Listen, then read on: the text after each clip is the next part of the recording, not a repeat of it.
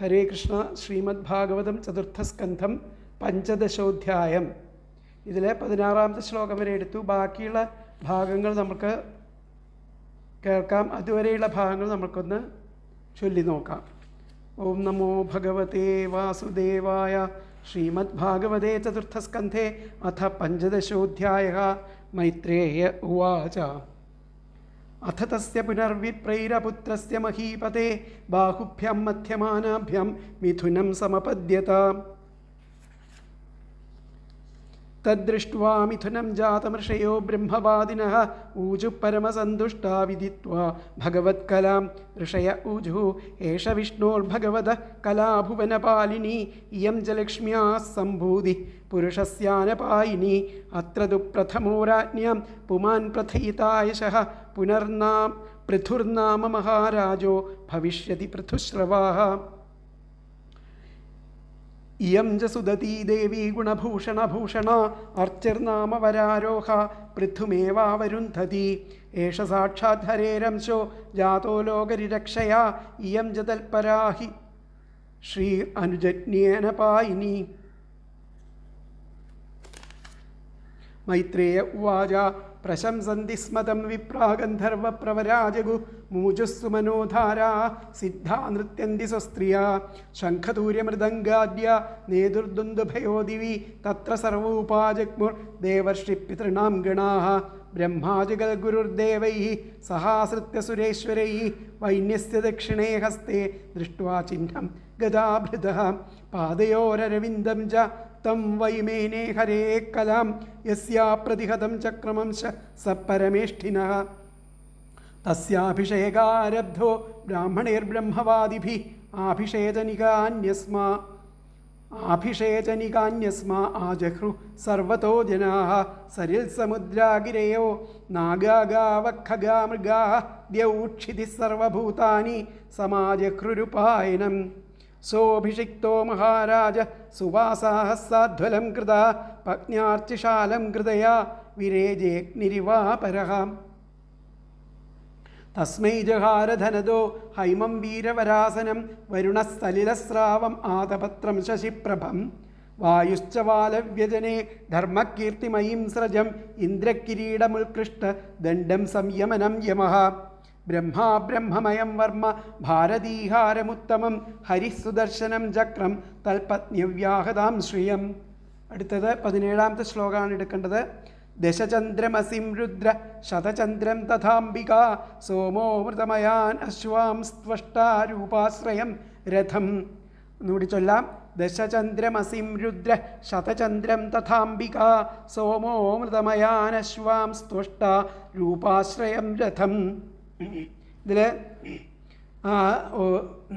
ഓരോരുത്തരും ബ്രഹ്മാദിദേവന്മാരെല്ലാവരും തന്നെ പൃഥു മഹാരാജാവിനും അർച്ചിസ എന്ന മഹാരാജ്ഞിക്കും രാജ്യാഭിഷേകം ചെയ്യുമ്പോൾ ഓരോരോ പാരിതോഷങ്ങൾ കൊടുക്കുന്നതിനെ പറ്റിയിട്ടാണ് പറഞ്ഞത്.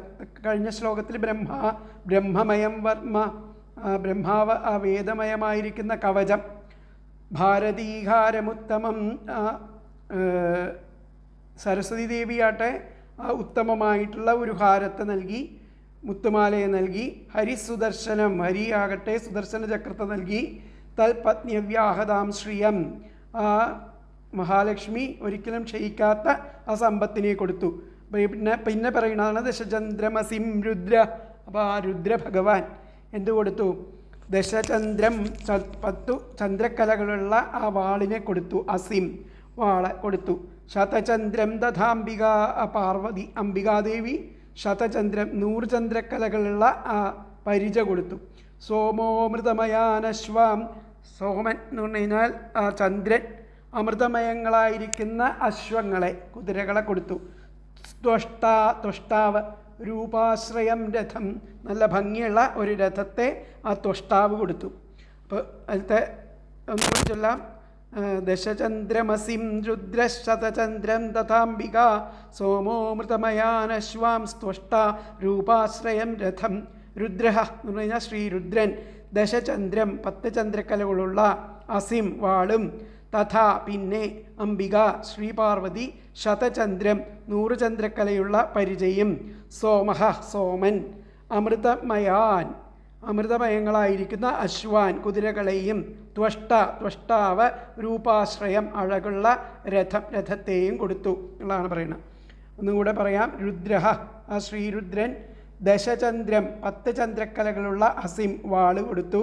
തഥാ പിന്നെ അംബിക ആ ശ്രീപാർവതി ദേവി ശതചന്ദ്രം 100 ചന്ദ്രക്കലയുള്ള പരിചയം കൊടുത്തു. സോമഹ ആ സോമൻ എന്ന് പറഞ്ഞു കഴിഞ്ഞാൽ ചന്ദ്രൻ അമൃതമയങ്ങളായിരിക്കുന്ന അശ്വാൻ കുതിരകളെയും ത്വഷ്ടാവ് രൂപാശ്രയം അഴകുള്ള രഥത്തെയും തേരിനെയും കൊടുത്തു. അപ്പോൾ ഇതിലത്തെ അന്വയം വന്നിട്ട് രുദ്രഹ ദശചന്ദ്രം അസിം തഥാ അംബിക ശതചന്ദ്രം സോമഹ അമൃതമയാൻ അശ്വാൻ രൂപാശ്രയം രഥം. എന്നുകൂടി പറയാം. രുദ്രഹ ദശചന്ദ്രം അസിം തഥാ അംബിക ശതചന്ദ്രം സോമഹ അമൃതമയാൻ അശ്വാൻ രൂപാശ്രയം രഥം. ഇപ്പോൾ ശ്രീരുദ്രൻ 10 ചന്ദ്രക്കലകളുള്ള വാളും അതുപോലെ പിന്നെ ആ അംബികാദേവി ശ്രീപാർവതി 100 ചന്ദ്രക്കലയുള്ള ആ പരിചയം. ആ സോമൻ എന്ന് പറഞ്ഞു കഴിഞ്ഞാൽ ആ ചന്ദ്രൻ അമൃതമയങ്ങളായിരിക്കുന്ന കുതിരകളെയും രൂപാശ്രയം അഴകുള്ള ആ രഥത്തെയും കൊടുത്തു എന്നുള്ളതാണ് ഇവിടെ പറയുന്നത്. അപ്പോൾ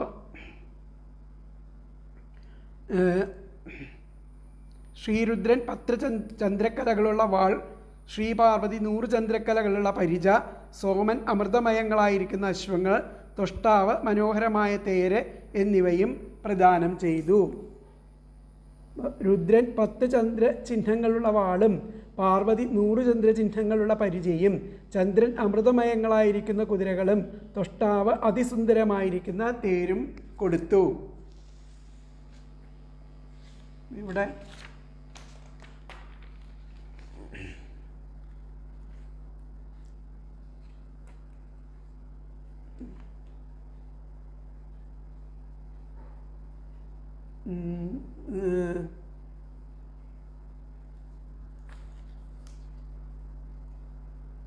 ചന്ദ്രാകൃതിയിലുള്ള 10 അടയാളങ്ങളോട് കൂടിയ വാളിനെ രുദ്രനും ആ മാതിരി 100 ചിഹ്നങ്ങളുള്ള മറ്റൊരു വാളിനെ 100 ചിഹ്നങ്ങളുള്ള മറ്റൊരു വാളിനെ ഇവിടെ മറ്റൊരു സ്ഥലത്ത് പരിച എന്നാണ് പറയുക.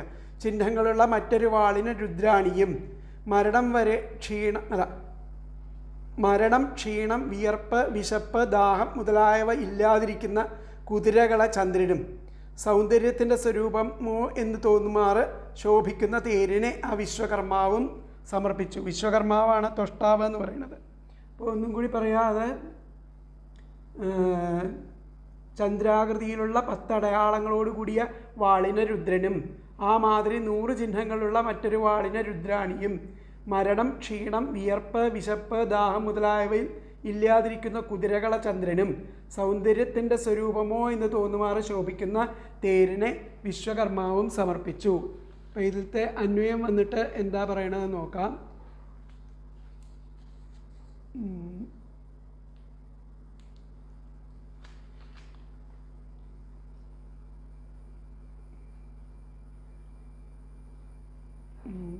ഇവിടെ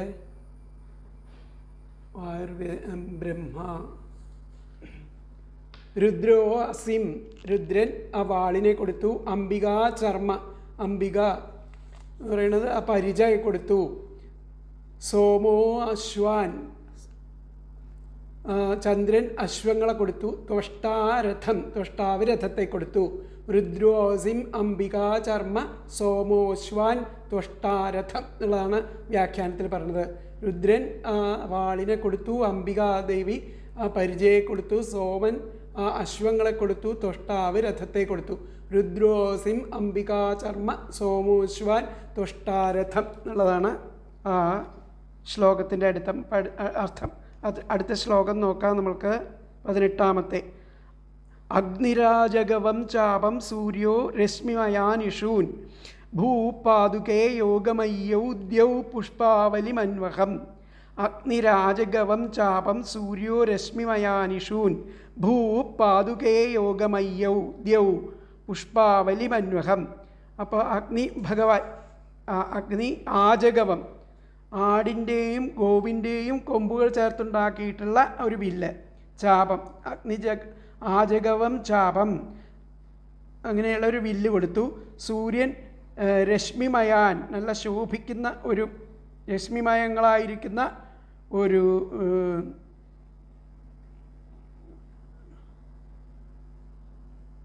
ഇഷൂൻ, ശരങ്ങൾ, വില്ലിനനുസരിച്ചുള്ള രശ്മിമയങ്ങളായിരിക്കുന്ന ശരങ്ങളെ സൂര്യൻ കൊടുത്തു. ഭൂമിദേവി യോഗമയ്യവും, യോഗശക്തിയുള്ള പാതുകെ, മെതിയടികളെ കൊടുത്തു. ദ്യൗഹു അന്തരീക്ഷ ദേവത അന്വഹം, നാൾ തോറും പുഷ്പാവലി, പുഷ്പസമൂഹത്തെ കൊടുത്തു. അപ്പോൾ ഇവിടെ പറഞ്ഞിരിക്കുന്നത് അഗ്നി ഭഗവാൻ ആടിൻ്റെയും ഗോവിൻ്റെയും കൊമ്പുകൾ ചേർത്തുണ്ടാക്കിയിരിക്കുന്ന അജഗവം എന്ന ചാപം ആണ് കൊടുത്തത്. പിന്നെ സൂര്യനാകട്ടെ രശ്മിമയം, നല്ല ശോഭയുള്ളതായിരിക്കുന്ന ഇഷൂൻ, ശരങ്ങളെ കൊടുത്തു. ഭൂമിദേവി യോഗശക്തിയുള്ള പാതുകങ്ങളെ കൊടുത്തു, മെതിയടികളെ കൊടുത്തു. ദ്യൗഹു അന്തരീക്ഷ ദേവതയാകട്ടെ നാൾ തോറും ഇഷ്ടം പോലെ ആ സമൃദ്ധിയെ അവിടെ കൊടുത്തു, പുഷ്പസമൂഹത്തെ അവിടെ കൊടുത്തു. അപ്പോൾ ഇതിലത്തെ പദങ്ങൾ നോക്കാം. അഗ്നിഹി, അഗ്നി ഭഗവാൻ. ആജഗവം, ആടിൻ്റെയും ഗോവിൻ്റെയും കൊമ്പുകൾ ചേർത്തുണ്ടാക്കിയ ചാപം, വില്ലും. സൂര്യഹ, സൂര്യൻ. രശ്മിമയാൻ, രശ്മിമയങ്ങളായിരിക്കുന്ന ഇഷൂൻ, ശരങ്ങളും. ഭൂമിദേവി. യോഗമയ്യൗ, യോഗശക്തിയുള്ള പാതുകെ, മെതിയടികളും കൊടുത്തു. ദ്യൗഹു അന്തരീക്ഷ ദേവത അന്വഹം, നാൾ തോറും പുഷ്പാവലിയും പുഷ്പസമൂഹത്തെയും നൽകി വന്നു. എന്നുകൂടി പറയാം. അഗ്നിഹി, അഗ്നി. ആജഗവം, ആടിൻ്റെയും ഗോവിൻ്റെയും കൊമ്പുകൾ ചേർത്തുണ്ടാക്കിയ ചാപം, വില്ലും. സൂര്യഹ, സൂര്യൻ. രശ്മിമയാൻ, രശ്മിമയങ്ങളായ ഇഷൂൻ, ശരങ്ങളും. ഭൂമി. യോഗമയ്യൗ, യോഗശക്തിയുള്ള പാതുകെ, മെതിയടികളും കൊടുത്തു. ദ്യൗഹു അന്തരീക്ഷ ദേവത അന്വഹം, നാൾ തോറും പുഷ്പാവലിയും പുഷ്പസമൂഹത്തെയും നൽകി വന്നു. അതിലത്തെ അന്വയം വന്നിട്ട് അഗ്നിം ആജഗവം ചാപം സൂര്യഃ രശ്മിമയാൻ ഇഷൂൻ യോഗമയ്യൗ പാതുകേ ദ്യൗഹു അന്വഹം പുഷ്പാവലിം. എന്നുകൂടി പറയാം. അഗ്നിഹി ആജഗവം ചാപം സൂര്യഃ രശ്മിമയാൻ ഇഷൂൻ യോഗമയ്യൗ പാതുകേ ദ്യൗഹു അന്വഹം പുഷ്പാവലിം. അതായത് അഗ്നി ഭഗവാൻ ആടിൻ്റെയും ഗോവിൻ്റെയും കൊമ്പുകൾ ചേർത്തുണ്ടാക്കിയിട്ടുള്ള വില്ലും, സൂര്യൻ ആ രശ്മിമയങ്ങളായിരിക്കുന്ന ശരങ്ങളും, ഭൂമി ആ യോഗശക്തിയുള്ള മെതിയടികളും, അന്തരീക്ഷ ദേവത നാൾ തോറും പുഷ്പസമൂഹത്തെയും നൽകി വന്നു. അഗ്നി ആടിൻ്റെയും പശുവിൻ്റെയും കൊമ്പുകൊണ്ടുണ്ടാക്കിയ വില്ലും, സൂര്യൻ രശ്മിമയങ്ങളായ ദിവ്യാസ്ത്രങ്ങളും, ഭൂമി സ്പർശത്താൽ ഇച്ഛിച്ച ദിക്കിൽ എത്തിക്കുന്ന മെതിയടികളും, ദ്യോവ എന്നുമുള്ള പുഷ്പസമൃദ്ധിയും കൊടുത്തു.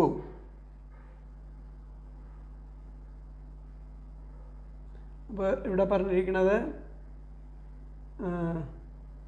ആടിൻ്റെയും പശുവിൻ്റെയും കൊമ്പുകൾ കൊണ്ടുണ്ടാക്കിയ വില്ലിനെ അഗ്നിദേവനും, രശ്മികൾ എന്ന പോലെ അതിവേഗത്തിൽ പായുന്ന ബാണങ്ങളെ സൂര്യഭഗവാനും, വിചാരിച്ച മാത്രയിൽ വിചാരിച്ച ദിക്കിൽ എത്തിക്കുന്നതിന് ശക്തിയുള്ള മെതിയടികളെ ഭൂമിദേവിയും, എല്ലാ ദിവസവും പുഷ്പവർഷം ചെയ്തു കൊള്ളാം എന്നുള്ള പ്രതിജ്ഞയെ അന്തരീക്ഷ ദേവതയും രാജാവിനും രാജ്ഞിക്കുമായിട്ട് സമർപ്പിച്ചു. അപ്പോൾ ഇതിലത്തെ വ്യാഖ്യാനം എന്താ പറഞ്ഞത് നോക്കാം. വ്യാഖ്യാനത്തിൽ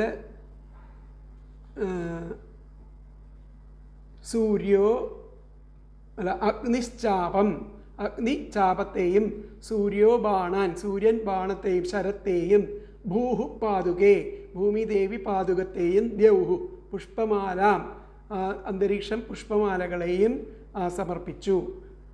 അഗ്നിശ്ചാപം, അഗ്നി ചാപത്തെയും, സൂര്യോ ബാണാൻ, സൂര്യൻ ബാണങ്ങളെയും, പാതുകേ, ഭൂമിദേവി പാതുകത്തെയും, ദ്യൗഹു പുഷ്പമാലാം, ആ അന്തരീക്ഷ ദേവത പുഷ്പമാലകളെയും അവർക്കായിട്ട് സമർപ്പിച്ചു. അപ്പോൾ വ്യാഖ്യാനം അഗ്നിശ്ചാപം സൂര്യോ ബാണാൻ പാതുകേ ദ്യൗഹു പുഷ്പമാലാം ഉള്ളതാണ് വന്നിരിക്കുന്നത്. അപ്പോൾ അടുത്ത ശ്ലോകം നമ്മൾക്ക് നോക്കാം. 19ാമത്തെ ശ്ലോകം. നാട്യം സുഗീതം വാദിത്രമന്തർധാനം ജഖേജരാ ഋഷയശ്ചാശിഷസത്യാ സമുദ്രശംഖമാത്മജം നാട്യം സുഗീതം വാദിത്രം അന്തർധാനം ച ഖേചരാ ഋഷയശ്ചാശിഷ സത്യാ സമുദ്ര ആത്മജം ശംഖമാത്മജം. അപ്പോൾ ഖേചരാൻ എന്ന് പറഞ്ഞു കഴിഞ്ഞാൽ ആകാശധാരികളാവട്ടെ നാട്യം സുഗീതം വാദിത്രം അന്തർധാനം. നാട്യവിദ്യ, ഗാനവിദ്യ, നൃത്തവിദ്യ, വാദ്യവിദ്യ ഇവയൊക്കെയും അന്തർധാന വിദ്യയും. അന്തർധാന വിദ്യ എന്ന് പറഞ്ഞു കഴിഞ്ഞാൽ തിരസ്കരണീ വിദ്യ. ഇതൊക്കെ അദ്ദേഹത്തിന് സമ്മാനമായിട്ട് കൊടുത്തു. ആ വിദ്യകളെയൊക്കെ കൊടുത്തു എന്നർത്ഥം. നാട്യം സുഗീതം വാദിത്രം അന്തർധാനം ച ഖേചര ആകാശചാരികൾ. പിന്നെ ഋഷയശ്ചാശിഷ ഋഷികൾമാരാവട്ടെ ആശിസ് അനുഗ്രഹങ്ങളെ, യഥാർത്ഥമായിരിക്കുന്ന അനുഗ്രഹങ്ങളെ ഈ ഋഷിമാർ കൊടുത്തു. സമുദ്ര ശംഖമാത്മജം, സമുദ്രം തൻ്റെ പുത്രനായിരിക്കും, തന്നിൽ നിന്ന് തന്നെ ഉണ്ടായിരിക്കുന്ന ആ ശംഖത്തെ, ആത്മജൻ ആയിരിക്കുന്ന ശംഖത്തെയും രാജാവിനും രാജ്ഞിക്കുമായിട്ട് സമ്മാനമായിട്ട് കൊടുത്തു എന്നർത്ഥം. നാട്യം സുഗീതം വാദിത്രം അന്തർധാനം ച ഖേചരാ ഋഷയശ്ചാശിഷ സത്യ സമുദ്ര ശംഖമാത്മജം. അപ്പോൾ ഖേചരാഹ എന്ന് പറഞ്ഞു കഴിഞ്ഞാൽ ആകാശചാരികൾ. നാട്യം സുഗീതം വാദിത്രം, നാട്യം നൃത്തം സംഗീതം വാദ്യം എന്നീ കലകൾ അവയെ പഠിപ്പിച്ചു, ആ വിദ്യകളെ കൊടുത്തു. അന്തർധാനം ച തിരസ്കരണീ വിദ്യ, അന്തർധാനം ചെയ്യാനുള്ള, മറയാനുള്ള, അതായത് കാണപ്പെടാതിരിക്കാനുള്ള ആ വിദ്യയെയും പറഞ്ഞു ഇവർക്കുമായിട്ട് കൊടുത്തു. പിന്നെ സമുദ്രം ആത്മജം, തന്നിൽ നിന്നും ഉണ്ടായിട്ടുള്ള ശംഖം, ആ ശംഖത്തെ നൽകി. ഋഷിമാരാകട്ടെ സഫലങ്ങളായിരിക്കുന്ന ആ ആശീർവാദങ്ങളെയും ദാനം ചെയ്തു. അപ്പോൾ ഇതിലത്തെ പദങ്ങൾ ഖേചരാഹ ആകാശചാരികൾ, നാട്യം സുഗീതം വാദിത്രം നൃത്തം സംഗീതം വാദ്യം എന്നിവയും, അന്തർധാനം ച തിരസ്കരണീ വിദ്യയും, സമുദ്രം ആത്മജം തന്നിൽ തന്നെ ഉണ്ടായിരിക്കുന്ന ശംഖം ച ശംഖത്തെയും നൽകി. ഋഷിമാരാകട്ടെ സത്യാഹ സഫലങ്ങളായിരിക്കുന്ന ആശീർവാദങ്ങളെയും ആശീർവാദങ്ങളെയും ദാനം ചെയ്തു. എന്നുകൂടി പറയാം. ഖേചരാഹ ആകാശചാരികൾ, നാട്യം സുഗീതം വാദിത്രം നൃത്തം സംഗീതം വാദ്യം എന്നിവയും, അന്തർധാനം ച തിരസ്കരണീ വിദ്യയും, സമുദ്രം ആത്മജം തന്നിൽ തന്നെ ഉണ്ടായിരിക്കുന്ന ശംഖം ച അശംഖത്തെയും നൽകി. ഋഷിമാർ സത്യാ സഫലങ്ങളായിരിക്കുന്ന ആശീർവാദങ്ങളെയും ചെയ്തു. അതിൽ തന്വയം വന്നിട്ട് ഖേചരാ നാട്യം സുഗീതം വാദിത്രം അന്തർധാനം ച സമുദ്ര ആത്മജം ശംഖം ച ഋഷയഃ സത്യാ ആശിഷഃ. ഒന്നുകൂടി പറയാം. ഖേചരാഹ നാട്യം സുഗീതം വാദിത്രം അന്തർധാനം ച സമുദ്ര ആത്മജം ശംഖം ച ഋഷയഃ സത്യാഹ ആശിഷഃ. അതായത് ആകാശചാരികൾ നൃത്തം സംഗീതം വാദ്യം എന്നിവയും തിരസ്കരണീ വിദ്യയും, സമുദ്രം തന്നിൽ നിന്നും ഉണ്ടായിരിക്കുന്ന ശംഖത്തെയും, ഋഷിമാർ സഫലങ്ങളായിരിക്കുന്ന ആശീർവാദങ്ങളെയും ദാനം ചെയ്തു എന്നുള്ളതാണ് പറയുന്നത്. അപ്പോൾ ഇവിടെ പറഞ്ഞു അഗ്നി ആജഗവം എന്ന ചാപം, സൂര്യൻ രശ്മിമയങ്ങളായ അസ്ത്രങ്ങളെ, ഭൂമി യോഗമയങ്ങളായ മെതിയടികളെ, ദ്യോപ് നിത്യേന പുഷ്പസമൂഹം എന്നിവയെ സമ്മാനിച്ചു. ഗഗനചാരികളായിരിക്കുന്ന ഗന്ധർവ കിന്നരാദികൾ, നാട്യം സംഗീതം അഷ്ടാദശവാദ്യങ്ങൾ, അന്തർധാന ശക്തി തിരസ്കരണി എന്നിവയും, സമുദ്രം തന്നിലുള്ള വിശേഷപ്പെട്ട ശംഖവും നൽകി. ഋഷികൾ സഫലങ്ങളാം വണ്ണം ആശീർവദിക്കുകയും ചെയ്തു എന്നാണ് പറയുന്നത്. അപ്പോൾ അഗ്നി ആടിൻ്റെയും പശുവിൻ്റെയും കൊമ്പുകൾ കൊണ്ടുണ്ടാക്കിയിരിക്കുന്ന വില്ലും, സൂര്യൻ രശ്മിമയങ്ങളായിരിക്കുന്ന ദിവ്യാസ്ത്രങ്ങളെയും, ഭൂമി സ്പർശത്താൽ ഇച്ഛിച്ച ദിക്കിലെത്തുന്ന മെഴുതിയേടികളും, ദ്യോവ് എന്നുമുള്ള പുഷ്പസമൃദ്ധിയും കൊടുത്തു. സിദ്ധന്മാർ നാട്യകൗശലം, പാട്ട്, വാദ്യങ്ങൾ, അന്തർധാന ശക്തി എന്നിവയും, ഋഷികൾ സഫലങ്ങളായിരിക്കുന്ന ആശീർവാദങ്ങളും, സമുദ്രം തന്നിൽ നിന്നും ഉണ്ടായിരിക്കുന്ന ശംഖവും കൊടുത്തു. ഇപ്പോൾ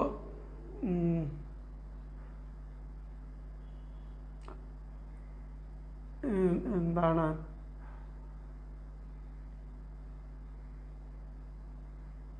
ഇവിടെ പറഞ്ഞിരിക്കുന്നത്?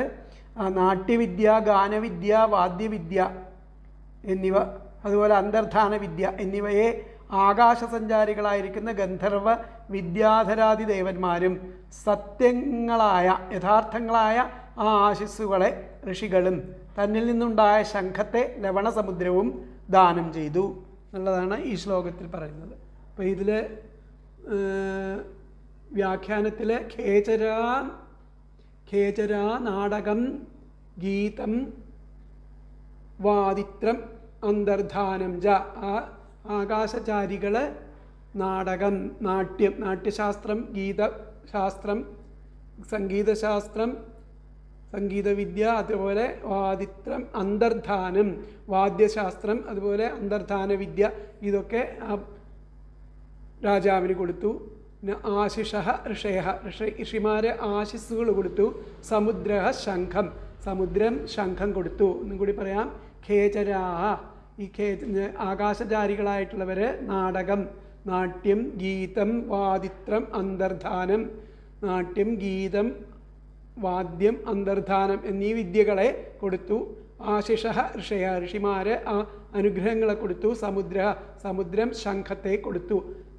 വ്യാഖ്യാനത്തിൽ വന്നിട്ട് ഖേചരാ നാടകം ഗീതം വാദിത്രം അന്തർധാനം ജ ആശിഷ ഋഷയ സമുദ്ര ശംഖം എന്നുള്ളതാണ് ആ ശ്ലോകത്തിൻ്റെ അർത്ഥം ആയിട്ട് പറയുന്നത്.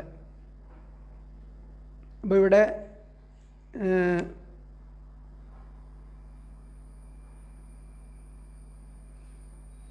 ഈ ശ്ലോകത്തിൻ്റെ അർത്ഥമായിട്ട് അത് പറയണം. ഇനിയിപ്പോൾ അടുത്ത ശ്ലോകം നമുക്ക് നോക്കാം. 20ാമത്തെ ശ്ലോകം.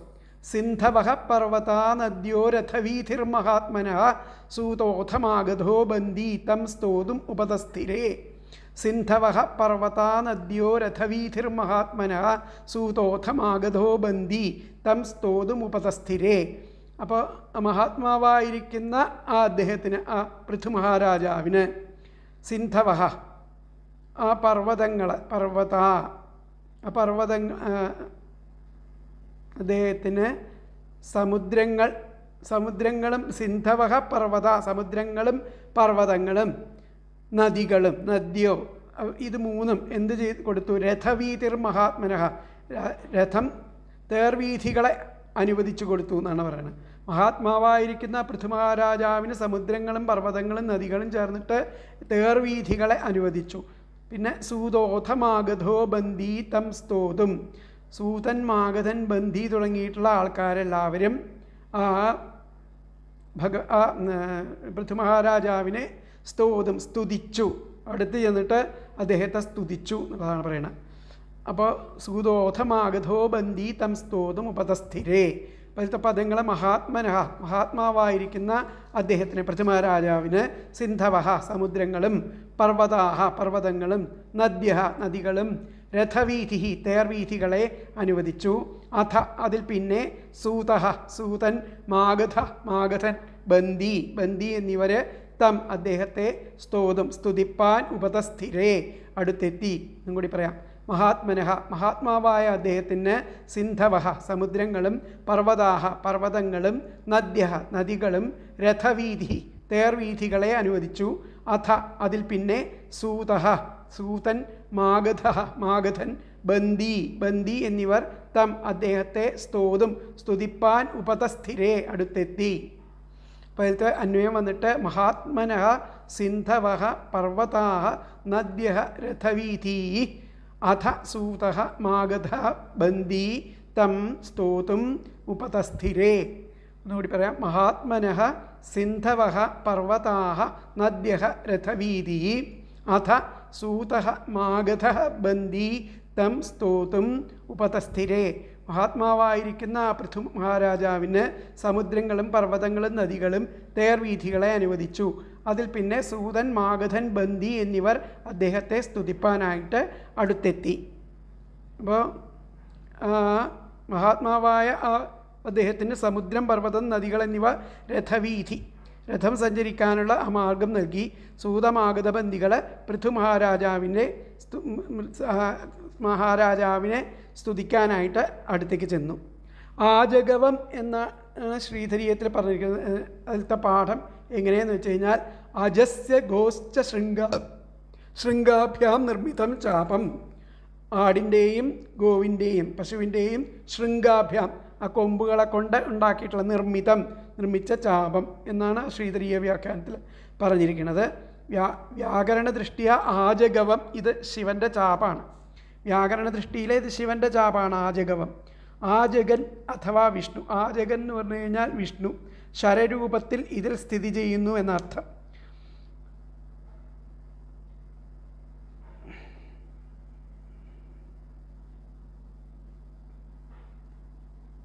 അപ്പോൾ ഇവിടെ ആ വേനൻ്റെ സദ്ഗതിയെ പറ്റിയിട്ട് പറയുന്നുണ്ട്. വേനൻ്റെ ആത്മാവിന് എന്ത് സംഭവിച്ചു എന്നുള്ളതാണ് ഇവിടെ ചർച്ച ചെയ്യേണ്ടത്. ഇതിനെപ്പറ്റി ഭാഗവതത്തിൽ തന്നെ അദ്വിതീയം 7-ലും 9-ലും പറയുന്നുണ്ട്. പൃഥുപുത്രനായിട്ട് ജനിച്ചതോടെ വേനൻ്റെ ആത്മാവ് നരകത്തിൽ നിന്നും രക്ഷപ്പെട്ടുവെന്ന് പറയുന്നുണ്ട്. സത്പുത്രേണൈവ ജാതേന വേനോ പിതൃദിവം യയൗ. വിഷ്ണുപുരാണത്തിൽ പറയുന്നത് സമുൽപ്പന്നേന ഭോ വിപ്രാഹ സത്പുത്രേണ മഹാത്മന ത്രാതഃ സ പുരുഷവ്യാഘ്ര പുന്നാംനോ നരകാത് തദാ എന്നുള്ളത് ബ്രാഹ്മപുരാണത്തിലും പറയുന്നുണ്ട്. വാമനപുരാണ പ്രകാരം പൃഥു രാജാവായി അഭിഷിക്തനായ ശേഷം ആദ്യമായി ചെയ്തത് വേനൻ്റെ സദ്ഗതിക്കുള്ള കാര്യങ്ങളാണ്. താൻ എന്തു ചെയ്യണമെന്ന് ചിന്തിച്ചിരിക്കെ ആ ശ്രീനാരദ മഹർഷി അവിടെ എഴുന്നള്ളി തീർത്ഥസ്നാനവും ശിവഭജനവുമാണ് കർത്തവ്യം എന്ന് ആ പൃഥു മഹാരാജാവിനോട് ഉപദേശിച്ചു. അങ്ങനെ വേനൻ്റെ ആത്മാവ് നിഷാദ രൂപത്തിൽ കുഷ്ഠരോഗബാധിതനായിട്ട് വനാന്തരങ്ങളിൽ അലയുകയാണ്. അപ്പോൾ പൃഥു അദ്ദേഹത്തെ കണ്ടുപിടിച്ച് തീർത്ഥങ്ങളിൽ മുക്കുവാൻ ഭാവിച്ചപ്പോൾ വായു ഭഗവാൻ തീർത്ഥം അശുദ്ധമാകുമെന്ന് പറഞ്ഞ് വിലക്കി. പൃഥു സ്നാനം ചെയ്ത് തീർത്ഥജലം കരയിൽ കൊണ്ടുവന്ന് ആ പിതാവിനെ കുളിപ്പിച്ചു. അനേകം തീർത്ഥങ്ങളിൽ ഇപ്രകാരം കുളിപ്പിച്ചു. ഒടുവിൽ ആ വേനൻ ശ്രീപരമേശ്വരനെ സ്തുതിച്ചു. തന്തിരുവടി പ്രസാദിച്ച് ഗണാധിപത്യം നൽകി. അദ്ദേഹമാണ് പ്രശസ്തൻ ആയിരിക്കുന്ന ഭൃംഗിരിടി. അദ്ദേഹത്തിന് ചില ജന്മങ്ങൾ കൂടി സ്വീകരിക്കേണ്ടി വന്നു എന്ന് പറയുന്നുണ്ട്. തത്രാപി കൽമഷം ത്യക്ത്വാ ദൃഷ്ട്വാ മാം ഭക്തിത പുനഃഖ്യാതോ ഗണാധിപോ ഭൂത്വാ നാംന ഭൃംഗിരിടി സ്മൃതഃ. വാമന പുരാണത്തിൽ പറയുകയാണ്. പ്രധാന ശിവക്ഷേത്രങ്ങളിൽ ഭൃംഗിരിടിയുടെ പ്രതിഷ്ഠ കാണാം. ഇത് ശൈവസങ്കല്പമാണ്. ഭൃംഗിരിടി എന്നാണ് വാമനത്തിൽ പറയുന്നത്. പത്മപുരാണം ഭൂമിഖണ്ഡത്തിലും അനേകം അധ്യായങ്ങളിലായിട്ട് വേനൻ്റെ മരണാനന്തര ചരിത്രം ആഖ്യാനം ചെയ്യപ്പെടുന്നുണ്ട്. ഒടുവിൽ വിഷ്ണുലോകപ്രാപ്തി ലഭ്യമായെന്നും വിഷ്ണു ഭഗവാൻ സർവധർമ്മങ്ങളും ഉപദേശിച്ചുവെന്നും അതിൽ കാണാം. ഇത് വൈഷ്ണവ സങ്കല്പമാണ്. പൃഥുവിൻ്റെ ആ യജ്ഞത്തെ സൂത്യാകർമ്മം നടക്കുമ്പോഴാണ് ആ സൂതോൽപത്തി എന്ന പ്രഥമസ്കന്ധത്തിൽ വിവരിച്ചിട്ടുണ്ട്. പൃഥുവിൻ്റെ യജ്ഞത്തിൽ സൂത്യാകർമ്മം നടക്കുമ്പോഴാണ് സൂതൻ്റെ ഉൽപ്പത്തി എന്ന പ്രഥമസ്കന്ധത്തിൽ പറയുന്നുണ്ട്. സൂതന് പ്രതിലോമത്വം കൽപ്പിച്ചത് എങ്ങനെയെന്ന് അവിടെ പറയുന്നുണ്ട്. സൂതമാഗതബന്ധികളെല്ലാം തന്നെ ആദ്യമായുണ്ടായത് പൃഥുവിൻ്റെ യജ്ഞത്തിലാണ്. പല പുരാണങ്ങളിലും കാണാം. ബ്രാഹ്മം, വിഷ്ണു പുരാണം എന്നിവയിലൊക്കെ കാണാം. സൂതമാഗത ബന്ധികളെല്ലാം പൃഥുവിൻ്റെ യജ്ഞത്തിലാണ് ജനിച്ചിട്ടുള്ളത്. അവരൊക്കെ എങ്ങനെയുള്ളവരാണ്? പ്രതിലോമജരാണ്. താഴ്ന്ന ജാതിയിൽപ്പെട്ടവരാണ് അർത്ഥം. പ്രതിലോമജരാണ്. ബ്രാഹ്മണ്യാം ക്ഷത്രിയാത് സൂതഃ. ബ്രാഹ്മണന് ക്ഷത്രിയ സ്ത്രീയിലുണ്ടാകുന്ന സന്താനം സൂതൻ. അപ്പോൾ പരിപൂർണമായിട്ട് ബ്രാഹ്മണനും അല്ല ക്ഷത്രിയനുമല്ല സൂതൻ. ക്ഷത്രിയാമാഗതം വൈശ്യാൽ. യാജ്ഞവൽക്യസ്മൃതിയിലാണ് ഇതൊക്കെ പറയുന്നത്. വൈശ്യന് ക്ഷത്രിയ സ്ത്രീയിലുണ്ടാകുന്ന സന്താനം മാഗധൻ. ബന്ദി അഥവാ വന്തി ഇതും ഇതേ വർഗം തന്നെയാണ്. ചില ഗ്രന്ഥങ്ങളിൽ കാണുന്നു. അത്രയ്ക്ക് വ്യക്തമല്ല. സൂഗതമാഗത ബന്ദികളെ സ്തുതിപാഠക വർഗകർ ആയിട്ടാണ് ഇവിടെ കണക്കാക്കുന്നത്. സ്തുതിപാഠകരാണ് ഇവരെ, സൂതനും മാഗധനും ബന്ദികളുമൊക്കെ. സൂതമാഗത ബന്ദികൾ പൃഥുവിനെ സ്തുതിക്കാൻ തുടങ്ങിയപ്പോൾ അദ്ദേഹം അവരെ ഇപ്രകാരം വിലക്കി എന്നുള്ളതാണ്. അത് അടുത്ത ശ്ലോകത്തിലാണ് വരുന്നത്. അപ്പോൾ അവർ സ്തുതിക്കാൻ വന്നവരാണെന്ന് എന്താണ്? സമുദ്രങ്ങളെ, പർവ്വതങ്ങളെ, നദികളെ എന്നിവ മഹാത്മാവായിരിക്കുന്ന പൃഥുവിന് രഥമാർഗങ്ങൾ നൽകി സൂതൻ, മാഗധൻ, വന്തി എന്നിവർ സ്തുതിക്കാൻ അദ്ദേഹത്തെ സമീപിച്ചു. സൂതാദികളെ തന്നെ സ്തുതിപ്പാൻ ഭാവിക്കുന്നതായിട്ട് അറിഞ്ഞിട്ട് വേനാംഗത്തിൽ നിന്നും ജാതനും യഥാർത്ഥമായ പ്രതാപമുള്ളവനുമായിരിക്കുന്ന പൃഥു മഹാരാജാവ് മന്ദഹാസം ചെയ്തു. മേഘഗർജനം പോലെ ഗംഭീരമായ ശബ്ദത്തോടു കൂടിയ വാക്കുകളെ പുറപ്പെടുവിച്ചുകൊണ്ട് ഇപ്രകാരം പറഞ്ഞു. അടുത്ത ശ്ലോകത്തിലാണ് പറയുന്നത്. അപ്പോൾ നദികളും പർവ്വതങ്ങളും ഒക്കെ ആ മഹാത്മാവായിരിക്കുന്ന മഹാരാജാവിൻ്റെ രഥസഞ്ചാരത്തിന് മാർഗം അനുവദിക്കാമെന്നുള്ള ആ അനുഗ്രഹം നൽകി. അനന്തരം സൂത മാഗധ ബന്ദികൾ ആ മഹാരാജാവിനെ സ്തുതിപ്പാൻ പുറപ്പെട്ടു എന്നുള്ളതാണ് പറയുന്നത്. അപ്പോൾ അടുത്ത ശ്ലോകം പൃഥുരുവാച 21ാമത്തെ ശ്ലോകമാണ്.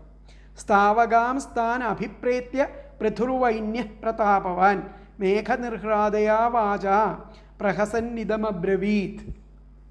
സ്ഥാവകാം സ്ഥാൻ അഭിപ്രേത്യ പൃഥുർവൈന്യ പ്രതാപവാൻ മേഘനിർഹ്രാദയാ വാച പ്രഹസന്നിതമബ്രവീത്. അപ്പോൾ ഇവിടെ പറഞ്ഞിരിക്കുന്നത്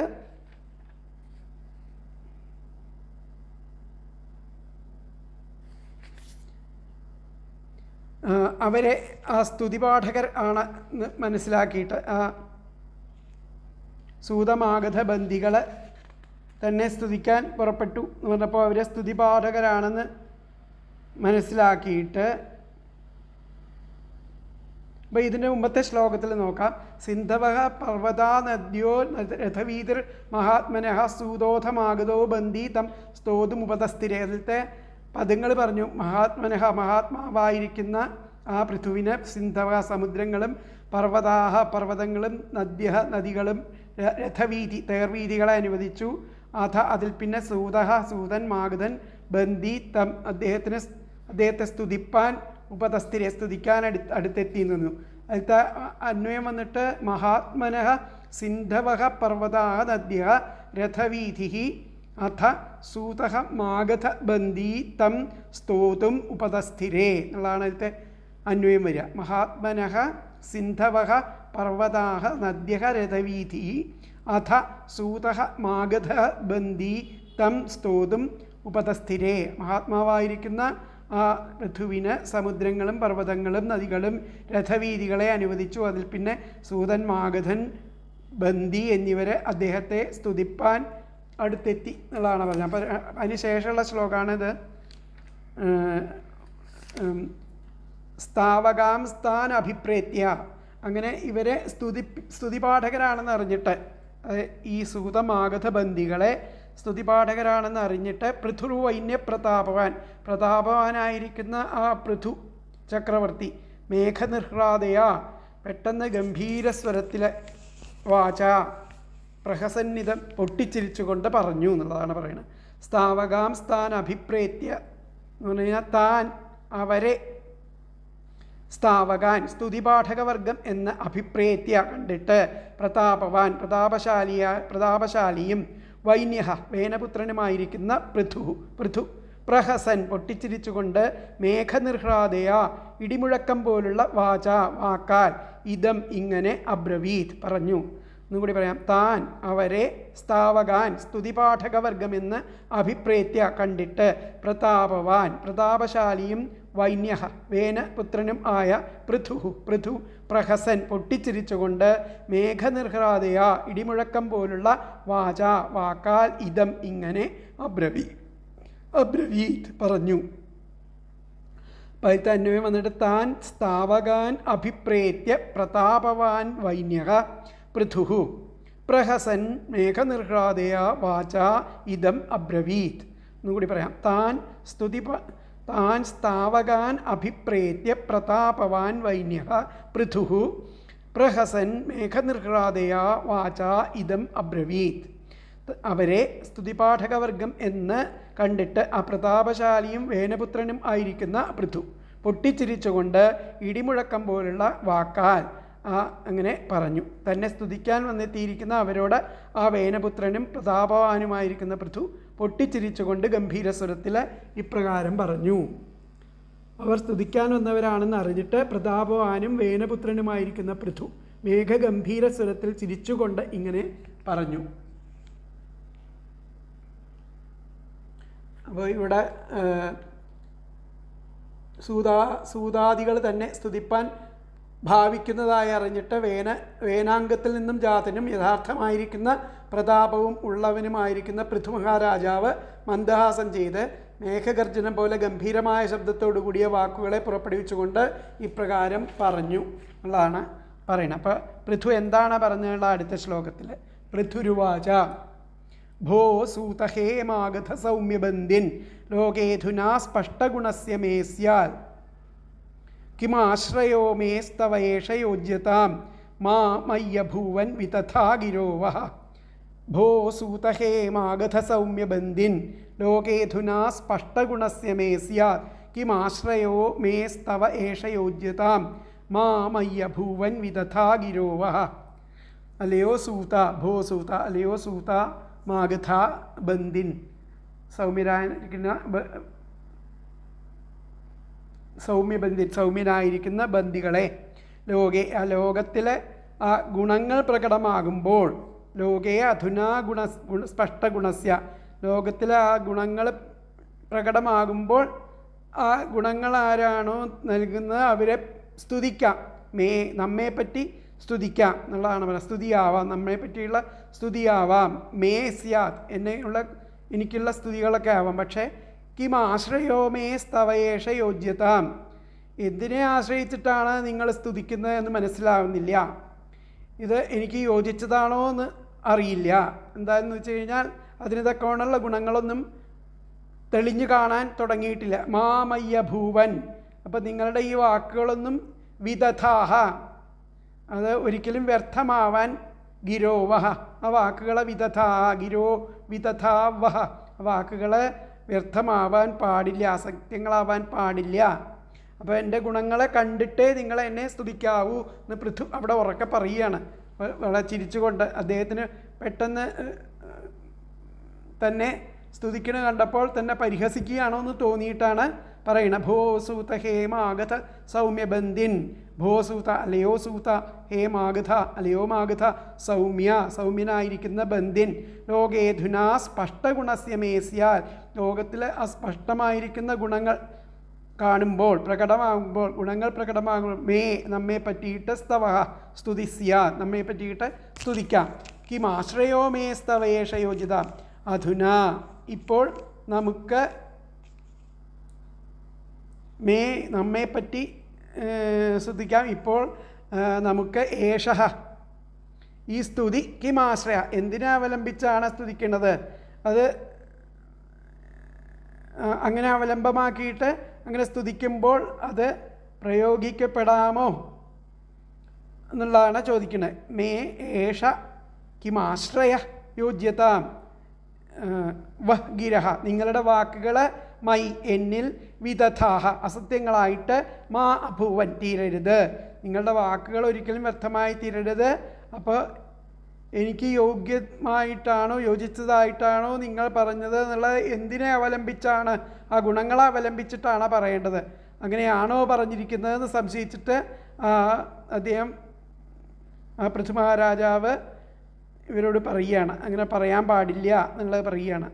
ഭോ സൂത, അല്ലയോ സൂത, ഹേ മാഗധ, അല്ലയോ മാഗധ ബന്ധിൻ, ലോകത്തിൽ ആ ഗുണങ്ങൾ പ്രകടമാകുമ്പോൾ നമ്മെ പറ്റിയിട്ട് മേ സ്തവഹ സ്തുതിക്കാം.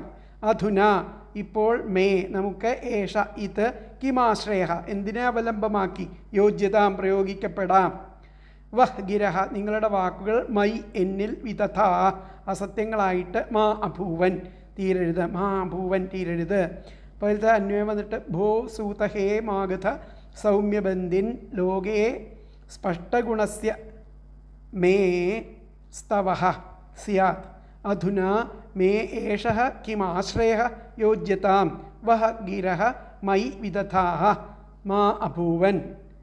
ഭോ സൂത ഹേ മാഗധ സൗമ്യബന്ധിൻ ലോകേ സ്പഷ്ടഗുണസ്യ മേ സ്തവഃ സ്യാത് അധുനാ മേ ഏഷഃ കിമാശ്രയഃ യോജ്യതാം വഹ ഗിരഃ മൈ വിദധാഃ മാ അഭൂവൻ. അല്ലയോ സൂത, അല്ലയോ മാഗധ, സൗമ്യനായ ബന്ധികളെ, ലോകത്തിലെ ആ ഗുണങ്ങൾ പ്രകടമാകുമ്പോൾ നമ്മെപ്പറ്റി നിങ്ങൾക്ക് സ്തുതിക്കാം. ഇപ്പോൾ നമുക്ക് ഇത് എന്തിനെ അവലംബമാക്കിയിട്ട് പ്രയോഗിക്കപ്പെടാം, നിങ്ങളുടെ വാക്കുകൾ എന്നിൽ അസത്യമായിട്ട് തീരരുത് എന്നുള്ളതാണ് പറയുന്നത്. അപ്പോൾ അല്ലയോ നല്ലവരായിരിക്കുന്ന സൂതമാഗധ ബന്ധികളെ, ഇപ്പോൾ നമ്മുടെ ഗുണങ്ങൾ തെളിഞ്ഞിട്ടില്ല. നമ്മുടെ പ്രവൃത്തികളിലൂടെ ആ ഗുണങ്ങൾ സ്പഷ്ടമായാൽ നമ്മെ സ്തുതിക്കാം. ഇപ്പോഴായാൽ നമുക്ക് ഗുണങ്ങൾ ഉണ്ടോ ഇല്ലയോ എന്നറിയായികയാൽ നിങ്ങളുടേത് കേവലം മുഖസ്തുതിയായിട്ട് പരിണമിക്കും. അപ്പോൾ ഭഗവാന്മാരുടെ സ്തുതി അങ്ങനെ ഒരിക്കലും വ്യർത്ഥമാകാൻ ഉള്ളതല്ല എന്നുള്ളതാണ് ഇവിടെ പറയുന്നത്.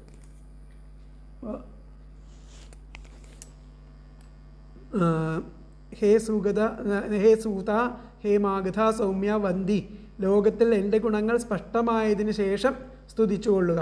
ഇപ്പോൾ എന്തിനെ അവലംബിച്ചാണ് സ്തുതിക്കുക? അതിനാൽ ഇപ്പോൾ ഞാനൊഴിച്ച് വേറെ ആരെയെങ്കിലും നിങ്ങൾ സ്തുതിക്കണം പറയുകയാണ്. അല്ലയോ മധുരമായിട്ട് സംസാരിക്കുന്ന സൂതമാഗധാദികളെ, എൻ്റെ ഗുണങ്ങൾ ലോകത്തിൽ പ്രഖ്യാതങ്ങളായതിനു ശേഷം അവയെക്കുറിച്ച് നിങ്ങൾ ഏറ്റവും സ്തുതിച്ചുകൊള്ളുവിൻ. സഭ്യന്മാർ എന്നെ സ്തുതിപ്പാനായി നിങ്ങളെ പ്രേരിപ്പിക്കുന്നതായിട്ട് നിങ്ങൾ ധരിക്കേണ്ട.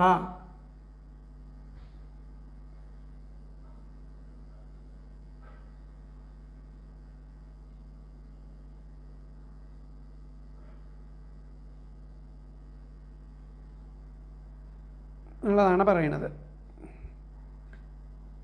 അപ്പോൾ ഇതിൽ നമുക്ക് വ്യാഖ്യാനത്തിൽ എന്താ പറഞ്ഞിട്ടുള്ളത് എന്നുള്ളത് നോക്കാം.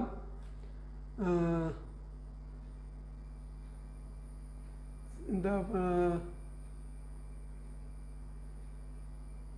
തഥാ പ്രതാപവാൻ പൃഥു പ്രഹസൻ, അപ്പോൾ ആ പ്രതാപവാനായിരിക്കുന്ന പൃഥു പൊട്ടിച്ചിരിച്ചുകൊണ്ട് താനിതം അബ്രവീൽ അവിടെ പറഞ്ഞു. സൂതമാഗധ വന്ദിനസ്തം സ്തോതും ഉപതസ്ഥിരേ. സൂതമാഗധ ബന്ധികളൊക്കെ അദ്ദേഹത്തിൻ്റെ അടുത്ത് സ്തുതിപ്പാൻ വന്നപ്പോൾ ആ പ്രതാപവാനായിരിക്കും തഥാ പ്രതാപവാൻ പൃഥു, ആ പ്രതാപവാനായിരിക്കുന്ന പൃഥു പ്രഹസൻ താനിതം അബ്രവിൽ, അവരോട് ഇപ്രകാരം പറഞ്ഞു എന്നുള്ള പറയണം കേട്ടോ. ഒന്നും കൂടി. സൂതമാഗധ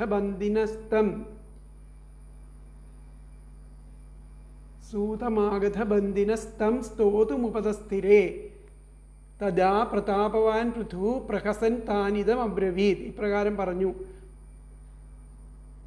എന്താ പറഞ്ഞത്? ഹേ സൂതാദ്യാഹ, അല്ലയോ സൂതമാഗധ ബന്ധികളെ, അധുനാ അസ്പഷ്ടഗുണസ്യ മമ കിം സ്തോതും, ഗുണങ്ങൾ അസ്പഷ്ടം ആയ ഇപ്പോൾ എന്നെ എന്തിനാണ് നിങ്ങളെ സ്തുതിച്ചിരിക്കുന്നത്, സ്തുതിക്കാൻ ഇച്ഛിക്കണം?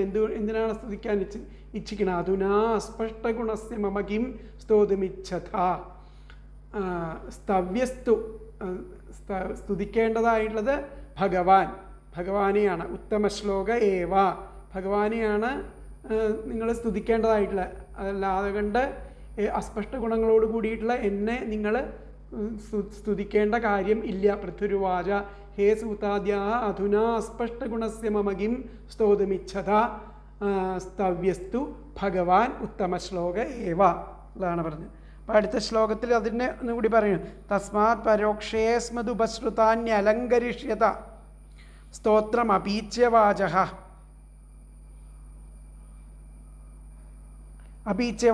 സത്യുത്തമശ്ലോകഗുണാനുവാദേ ജുഗുപ്സിതം ന സ്തവയന്തി സഭ്യാഃ. അതുകൊണ്ട്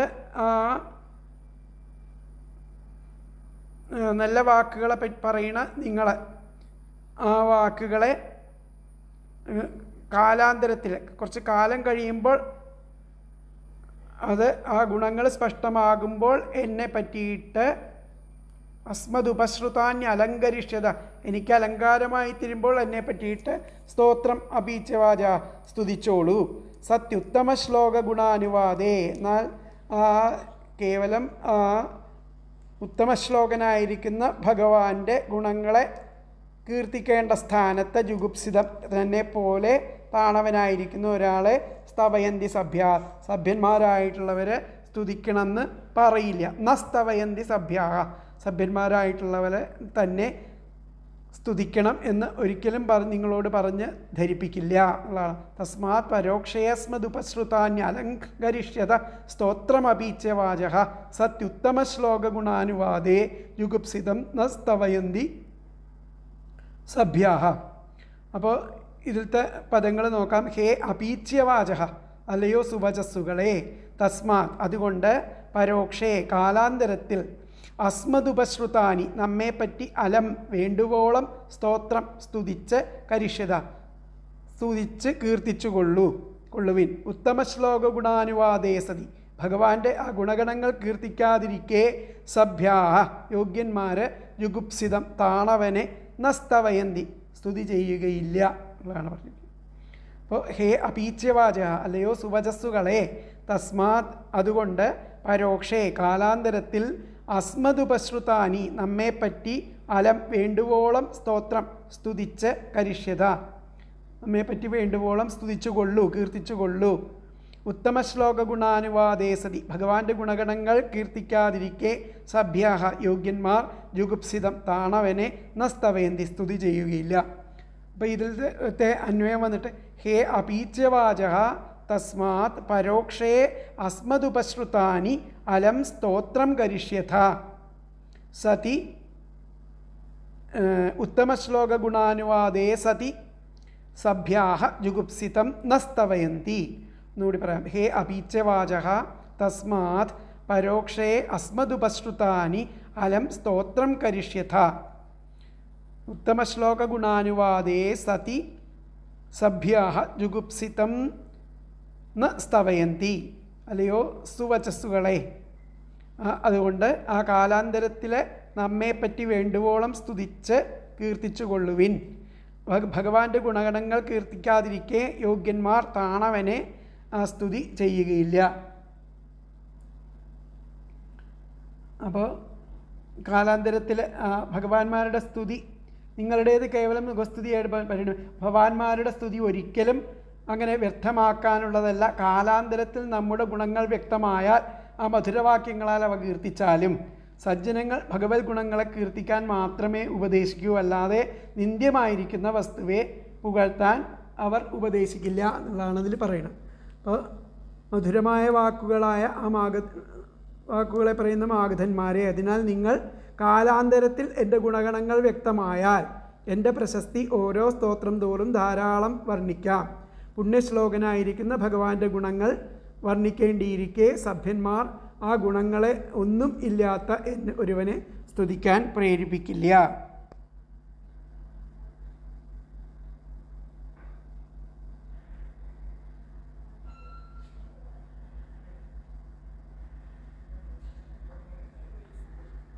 അപ്പോൾ ഇവിടെ പറഞ്ഞിരിക്കുന്നത്, അല്ലയോ മധുരമായിട്ട് സംസാരിക്കുന്ന സൂതമാഗധബന്ധികളെ, എൻ്റെ ഗുണങ്ങൾ ലോകത്തിൽ പ്രഖ്യാതങ്ങളായതിനു ശേഷം അവയെക്കുറിച്ച് നിങ്ങൾ ഏറ്റവും സ്തുതിച്ചുകൊള്ളുവിൻ. സഭ്യന്മാർ എന്നെ സ്തുതിപ്പാനായി നിങ്ങളെ പ്രേരിപ്പിക്കുന്നതായിട്ട് നിങ്ങൾ ധരിക്കേണ്ട. ഇതാണ് ഈ ശ്ലോകത്തിൽ പറഞ്ഞിരിക്കുന്നത്. ഇതിൻ്റെ അന്വയം പറഞ്ഞു. ഹേ അഭീച്യവാചക തസ്മാത് പരോക്ഷേ അസ്മദുപശ്രുതാനി അലം സ്തോത്രം കരിഷ്യഥ എന്നൊക്കെ പറഞ്ഞു. അപ്പോൾ ഇതിലത്തെ ആ വ്യാഖ്യാനം നമ്മൾക്ക് നോക്കാം. അപ്പോൾ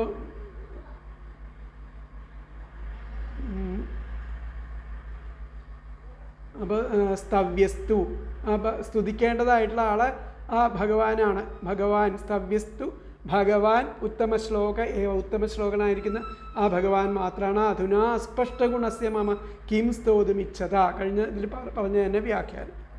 അപ്പോൾ ഇത്രയും ഭാഗങ്ങൾ നിങ്ങൾ നോക്കുക. ബാക്കി ഭാഗങ്ങൾ അടുത്ത ക്ലാസ്സിലെടുക്കാം. ഹരേ കൃഷ്ണ.